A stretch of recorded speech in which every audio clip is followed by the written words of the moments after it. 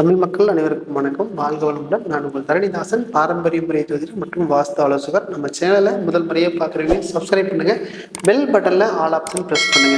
All option press பண்ணும்போது நாங்கள் போகிற அடுத்தடுத்த காணொலி உங்களுக்கு வந்து கொண்டே இருக்கும். இப்போது நம்ம கும்பராசிக்கு ஆவணி மாத பலன் பற்றி இந்த வீடியோவில் விரிவாக பார்க்க போகிறோம். அது கும்பராசிக்கு ஆவணி மாத கிரக அடைவில் எப்படி இருக்குன்னு கேட்டிங்கன்னா, உங்கள் ராசியிலே சனி பகவான் இருக்கார். 2ஆம் இடத்துல ராகு பகவானும், 4ஆம் இடத்தில் குரு பகவான் மற்றும் செவ்வாய் பகவான் இருக்கார். 7ஆம் இடத்துல சூரிய பகவான் இருக்கார், புதன் பகவான், சுக்கிர பகவான், அதுக்கப்புறம் 8ல் கேது பகவானும், உங்களுக்கு 11ஆம் இடத்துல உங்களுக்கு சந்திர பகவான் இருக்கார். இந்த கிரக அடைகளை வச்சு தான் நம்ம பலன் சொல்ல போகிறோம். இப்போது உங்களுக்கு உங்கள் ராசி மேலேயே உங்களுக்கு சனி பகவான் போகிறாருங்க. பார்த்தீங்கன்னா இந்த சனி பகவான் இந்த ராசி மேலே போகும்போது ஒவ்வொரு முடிவுகளும் நம்ம தப்பாக எடுக்க வேண்டிய சூழ்நிலை இருந்து கொண்டே இருக்கும். பார்த்தீங்கன்னா என்னதான் நம்ம கரெக்டான முடிவு எடுத்தாலும் கூட அந்த முடிவில் அது ஒரு தடை தாமதம் விரக்தி இருந்து கொண்டே இருக்கும். நம்ம எடுக்கிற முடிவெல்லாம் தப்பாக போகுது, நம்ம என்ன எடுத்தாலும் அதுக்கு பலனே இல்லையா அப்படிங்கிற எண்ணத்தை கொடுத்து கொண்டே இருக்கும். ஏன்னா அந்த சனி பகவான் வக்ரம் ஆகலை. பார்த்தீங்கன்னா உங்களுக்கு 12ஆம் அதிபதியே லக்னத்தில் நீ என்ன பிளான் பண்ணாலும் அது போகிறது விரயத்தை நோக்கி மட்டுமே. நீ என்னெல்லாம் நீ ஸ்கெட்ச் போட்டால் நல்லபடியாக லாபத்தை நோக்கி தான் வருதுன்னு நினைச்சாலும் கூட லாபம் இல்லை, உங்களுக்கு விரயத்தை நோக்கி மட்டும்தான். ஏன் அப்படின்னு கேட்டீங்கன்னா, உங்களுக்கு 2ல் ராகு பகவான் வரும்போது தொழில் மூலிமா இல்லை வருமானம் அப்படிங்கிறது சுத்தமாகவே இல்லாமல் இருக்கிறதுக்கான சந்தர்ப்பம் இருக்குது. பார்த்தீங்கன்னா அதிக கடன் வாங்க வேண்டிய சூழ்நிலை தொழிலுக்காக வாங்கியிருப்பீங்க. அந்த தொழில் தகுதிக்கு மீறி கடன் மேலே கடன், வட்டிக்கு மேலே வட்டி வாங்க வேண்டிய சூழ்நிலை அப்படிங்கிறது உங்களுக்கு கடந்த காலகட்டங்களில் இருந்திருக்கும். அது என்னன்னே தெரியல, இவ்வளவு வாங்க வேண்டிய சூழ்நிலை ஆகிப்போச்சு. பாருங்கள், அந்த ராசியை 6ஆம் அதிபதி அப்படிங்கிறது உங்களுக்கு சந்திர பகவான் 11ல். பார்த்தீங்கன்னா ஒவ்வொரு விஷயம் கடன் வாங்கி செஞ்சு கடனே மிக அதிகம் வாங்க வேண்டிய சூழ்நிலைக்கு தள்ளப்பட்டுட்டீங்க. பாருங்க, இதுவரை கடன் வாங்கினது போது இனிமேல் வாங்கக்கூடாதுன்னு எப்போ நினைக்கிறீங்க அப்படின்னா ஆவணி மாதம் 1ஆம் தேதியிலேருந்து 30ஆம் தேதி வரைக்கும் கிடைக்குங்க. அது உங்களுக்கு நல்ல பாக்கியத்தை கொடுக்க போகுது. ஏன் அப்படின்னு கேட்டிங்கன்னா, உங்களுக்கு சனி பகவான் அப்படிங்கிறது உங்களுக்கு ராசிலேயே வக்ரமாகிறாரு. அப்படி வக்ரமாகும்போது நல்ல பலனை கொட்டி கொடுத்து போகிறார். ஏன்னா சனி பகவான் போல் கொடுப்பாரும் இல்லை, சனி பகவான் போல் கெடுப்பாரும் இல்லை அப்படின்னு தான் சொல்லணும். ஏன்னா அவருக்கு ராசியிலிருந்து வக்ரமாகும்போது நல்ல சுப பலன் மட்டுமே உங்களுக்கு கொடுக்க போகிறாரு. பாருங்கள், 2ஆம் இடத்துல ராகு பகவான் இருக்கார். அந்த ராகு பகவான் பார்த்திங்கன்னா உங்களுக்கு வருமானத்தை தடை தாமதத்தை கொடுத்துருக்கும். வருமானமே இது இல்லை அப்படிங்கிற சூழ்நிலை கொடுத்துருக்கும். ஏன் அப்படின்னு கேட்டிங்கன்னா, வருமான ஸ்தானத்துக்கு அந்த ராகு பகவான் வராரு. அந்த வருமான ஸ்தானாதிபதி அப்படிங்க பார்த்தீங்கன்னா உங்களுக்கு 4ஆம் இடத்துல இருக்காரு. பார்த்தீங்கன்னா நல்ல வருமானம் நினச்சி தான் வரும்னு நினச்சிருப்பீங்க, அது வருமானம் வந்திருக்காது. பார்த்தீங்கன்னா உங்களுக்கு 7ஆம் இடத்துல உங்களுக்கு சூரிய பகவான் அங்கே ஆட்சி ஆகும்போது தான் இது எல்லாமே படிப்படியாக கிடைக்க போகுது.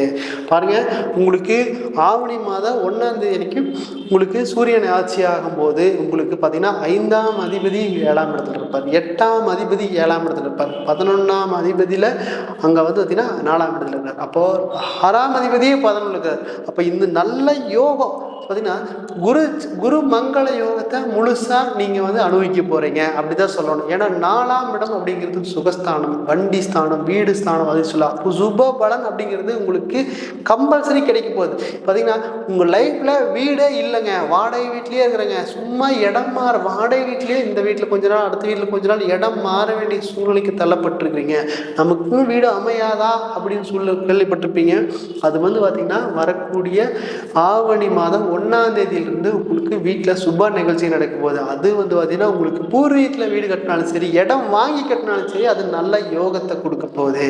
அது பார்த்திங்கன்னா பாருங்க, சந்திரனும் பார்த்தீங்கன்னா 11 இருக்கிறார், அது நல்ல யோகம். அடுத்தது பார்த்திங்கன்னா உங்களுக்கு குரு பகவான் 4க்கே வராரு. பாருங்க, 2ஆம் இடத்து அதிபதியும் 11ஆம் இடத்து அதிபதி 4 இருக்கிறார். அப்போ அந்த 4ஆம் இடத்துல பார்த்தீங்கன்னா செவ்வாயும் கூட சேரார்.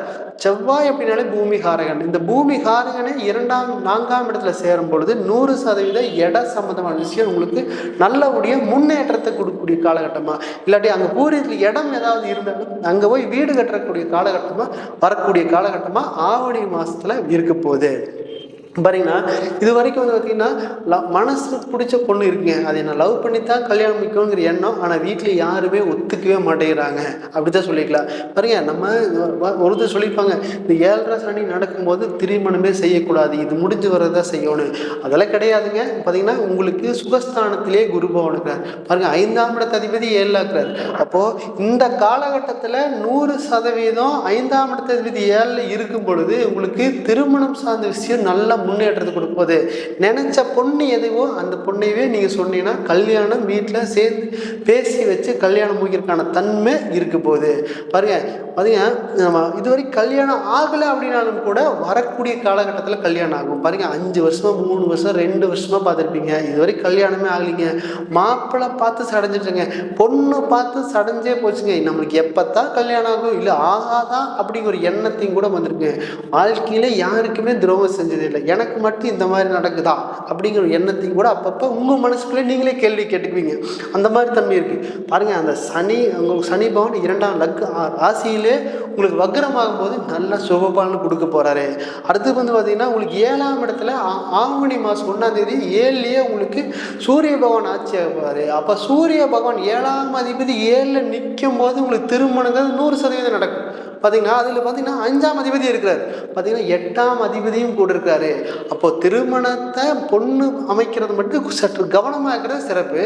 இதில் கூட பார்த்தீங்கன்னா 8ஆம் இடம் திடீர் அதிர்ஷ்டம் தான், மனைவி மூலியமாக ஒரு அதிர்ஷ்டம் வரப்போகுது அப்படிதான் சொல்லணும். ஏன்னா 7ஆம் அதிபதி 7ல் நிற்கும் போது தான் ஒருத்தர் நினைச்ச மாதிரி பொண்ணு வந்துச்சு, நினைச்ச மாதிரி குடும்பம் அமைச்சுது. பாருங்க, இது வரைக்கும் லேட்டானாலும் கூட நல்ல குடும்பமா, நல்ல மனைவியா, சொத்தோடையா, நல்லா படித்த பிள்ளையா, அழகான பிள்ளையா வரக்கூடிய காலகட்டம் கும்பராசிக்கு இருக்க போகுது. ஏன்னா கும்பராசியில சனி பகவான் வக்ரமாக 7ஆம் இடத்தை பார்க்கும்போது அப்படி பார்த்தாலே பார்த்தீங்கன்னா 6ஆம் இடத்த அதிபதியும் கூட 7க்கு போகிறா 11 இருக்கிறாரு. அது நல்ல யோகத்தை கொடுக்க போகுது.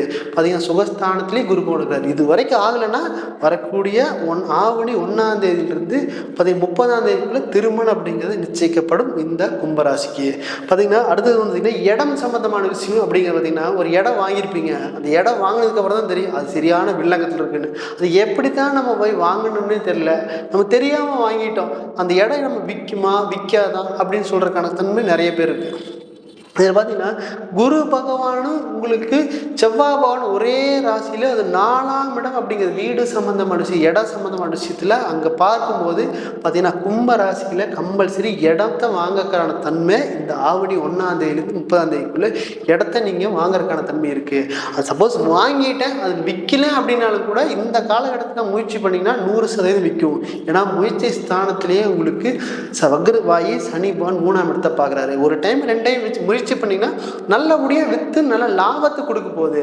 பார்த்தீங்கன்னா நீங்கள் ஒவ்வொரு விஷயம் இந்த ஆவணி மாதம் ஆரம்பத்திலேயே உங்களுக்கு 6ஆம் அதிபதி 11 இருக்குது. அப்போ அந்த 6ஆம் அதிபதி 11 இருந்தால் ஒவ்வொரு விஷயம் கடன் வாங்கி செய்யும்போது நல்ல லாபத்தை கொடுக்கு. பார்த்தீங்கன்னா நம்ம ஒரு 5 வருஷமாக நம்ம ஒரு கோர்ட்டு விஷயம் நடக்குதுங்க, அந்த கோர்ட்டு எனக்கு தீர்ப்பாகவே இல்லை, எனக்கு சாதகமாக வருமா அப்படிங்கிற ஒரு தீர்ப்பு உங்களுக்கு கம்பல்சரி வரும். பாருங்க, 6ஆம் அதிபதி வலுத்து நிற்கும். அப்போ கம்பல்சரி 11 நீங்கள் வழக்கில் நீங்கள் வெற்றி அடையிறதுக்கான தன்மை அப்படி இருக்க போகுது. பாருங்க, யாருக்கெல்லாம் 6ஆம் அதிபதி 11 இருக்கோ அவங்க வழக்கில் கம்பல்சரி வெற்றி அடைஞ்சிருவாங்க. வெற்றி அடையக்கூடிய மாசமா இருக்க போகுது. பார்த்தீங்கன்னா இந்த கோர்ட்டில் ரொம்ப நாள் ஆச்சுங்க, கணவன் மனைவி சேர்ந்து வாழல, பிரிஞ்சிடலாம் அப்படின்னு எப்பெல்லாம் நினைக்கிறீங்களோ அப்போ இந்த காலகட்டத்தில் சேர்ந்து பிரிஞ்சிங்கன்னா சேர்ந்து வாழ்றதுக்கான தன்மை இருக்கிறதுக்கான சந்தர்ப்பம் இருக்குது. பிரிஞ்சு அடுத்த மறுபடியும் வேற தாரம் அப்படிங்கிறது உங்களுக்கு 9ஆம் இடம். பார்த்தீங்கன்னா அந்த 9ஆம் இடத்தை அதிபதியாக பார்த்தீங்கன்னா சுக்கிரன் 7 இருக்கிறாரு. அப்போது இந்த காலகட்டத்தில் 2வது தாரத்துக்கு முயற்சி பண்ணாலும் கூட நடக்கிறக்கான சந்தர்ப்பம் இருக்குது. சரிங்களா? அப்போ விளக்கில் வெற்றி அடையக்கூடிய மாதமாக இந்த மாதம் இருக்குது. பாருங்கள், 2ஆம் இடத்துல ராகு போனுக்காரு, அதுக்கப்புறம் பார்த்தீங்கன்னா 8ஆம் இடம் அப்படிங்கிறது கேது போனுக்காரு. அப்போது இந்த காலகட்டத்தில் நீங்கள் திருநாகேஸ்வரம் சென்று வழிபட்டீங்கன்னா மேலும் மேலும் வளர்ச்சியை குடிக்கும், வருமானத்தை பெருக்கும். பார்த்தீங்கன்னா சனி பவன் வக்கரம் ஆகும்போது திருநாள் வழிபாடும் பண்ணாலும் கூட நல்ல மாற்றத்தை கொடுக்கக்கூடிய மாதமாக ஆவணி மாதம் இருக்க போகுது. இது எல்லாமே ஆவணி மாதத்துக்கு கும்பராசிக்கு கோச்சார பலன் மட்டும்தான். சரி, நீங்கள் உங்கள் ஜாதகத்தில் என்ன திசை புத்தி போகுதுன்னு பார்க்க விரும்பினால் கீழே கொடுக்கப்பட்டவர்களை தொடர்பு கொள்ளலாம். நான் உங்களிடமிருந்து விடைபெறுவது தரணிதாசன், பாரம்பரிய முறை ஜோதிடர் மற்றும் வாஸ்து ஆலோசகர். நன்றி, வணக்கம்.